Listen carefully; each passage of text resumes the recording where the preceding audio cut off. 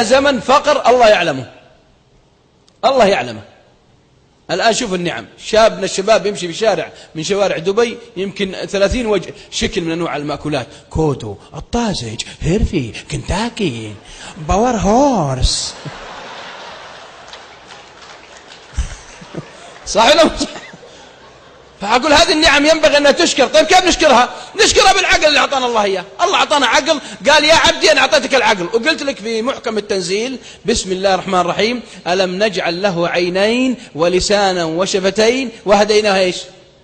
النجدين. وش النجدين؟ طريق الخير وطريق إيش؟ وطريق الشر.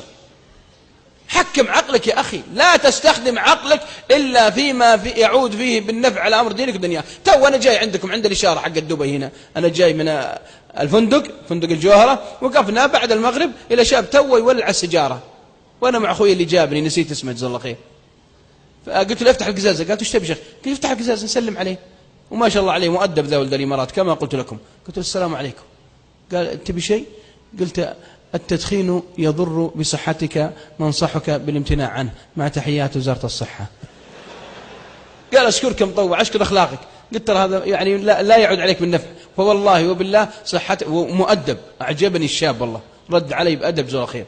عندنا واحد في الطائف الله يهديه، عند كبري خالد بن وليد في مدينة الطائف، مشغل الأغاني ورافع الصوت ويرقص ويرقص.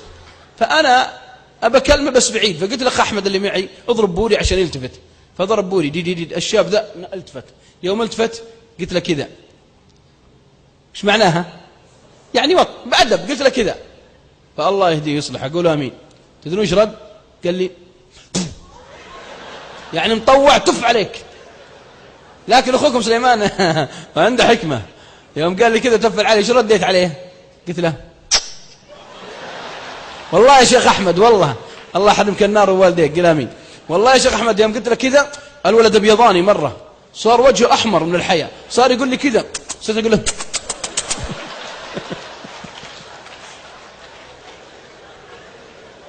فما أجمل يا كرام يا أبناء الكرام، ما أجمل أن ننظف عقولنا. والله يا أخوان إن أنا أضرب لكم مثال بالشاشة الآن اللي في بيوتنا، كلنا عندنا تلفزيونات، صح ولا مو صح؟ لا يخلو بيت مسلم الآن من تلفزيون إلا إن شاء الله.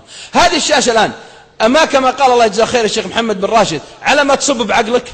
إذا صبيت بعقلك بالشاشة، أخذت الريموت كنترول وبدأت تشغل بهالشاشة، ضغطت وطلع على قولهم الشيخ عمر عبد الكافي في قناتكم حق السماء دبي، زين. ضغطت القناة الثانية، طلع الشيخ فلان، ضغطت طلع قناة مصر، 5 قنوات كلها ما بين علم في الحساب، علم في الرياضيات، علم في الفيزياء، علم. المهم ضغطت طلع لك المفكر الإسلامي حق مصر ذا زغلول النجار. هذه فائدة من فائدة. أكثر الشباب إذا ضغط هالقنوات وضغط أوه ما يبي، ومن ضغط القناة طلعت له واحد يقول له حبيبي قرب يستانس ينبسط، وإن كان بعد فيلم هندي نهي خلاص صديق معلوم أنت كلام كثير حلو. الآن صبيت بعقلك مثل ما قال الشيخ الله يجزاه خير، صبيت بعقلك شيء ما يفيدك في أمر دينك ولا في أخلاقك. صب في عقلك ما ينفعك يا أخي، لأن ترى العمر شوية يا أخوان، كم بنعيش؟ خذ ما بتعيش، يلا كم بتعيش؟ كم أعماركم في الإمارات يا شيخ؟ أعماركم هنا في الإمارات كم؟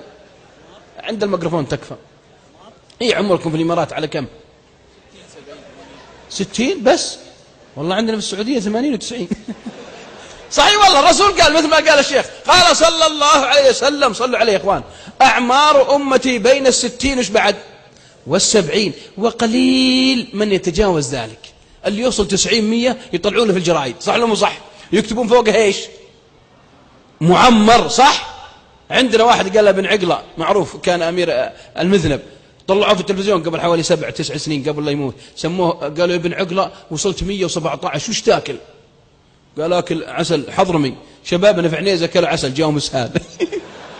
حسبنا العسل يطول العمر. طلع في الشاشة يوم الجمعة المغرب، يوم السبت مات. تدرون ليش مات؟ من يعرف؟ اصقعوه بعين. يوم طلع في الشاشة قال عمري 117، جاء واحد قال يوم قال ورع فيها. فأقول يا أخي خذ من عمرك 80 سنة، خذ 70. أنا الآن عمري قدامكم الآن 42 قبل كم سنة كنت عمري 8 سنين 9 سنين، كبرت. أنت مثل بكرة بتقدم عمرك. دقات قلب المرء قائلة له إن الحياة إيش؟ دقائق وثواني. يا عبد دنياك للموت غارات وما غزاك الصبح إلا بياتي. لو أنت في بروج طوال حصينات يشيلك اللي شل منها الزناتي. بقاك في الدنيا دقائق وساعات والكسب منها سيئة حسناتي. اللي مضى أشر عليها القلنفات تدارك اللي بقى قبل الماتي. أعطاك الله عمر استخدمه فيما يعود بك بنفع. يعني ليس بعض الناس سمع، بعض الشباب سمع معناته نعقد انفسنا. لا يا اخوي اسالكم بالله ما ضحكنا، رد ضحكنا ما ضحكنا. استانس يا اخوي انبسط اضحك. دينك يا حبيبي يقول لك اضحك وانبسط واستانس على قول اخواننا المصريين وفقهم الله كل خير. عيش ايامك، عيش لياليك، خلي شبابك يفرح فيك، عيش وتهنى، تبقى الدنيا تصبح جنة. صح كلامهم صح، لكن اخر عبارة ما يصح. اخر العبارة رقصني يا جدع. لا لا، آخر العبارة نقول صلي بي يا جدع، اعتمر بي، مثل الشيخ أحمد الآن بيعتمر، اعتمر بي يا جدع. عيش أيامك، عيش يا أخوي انبسط استانس اضحك. والله يا أخوان زرت شباب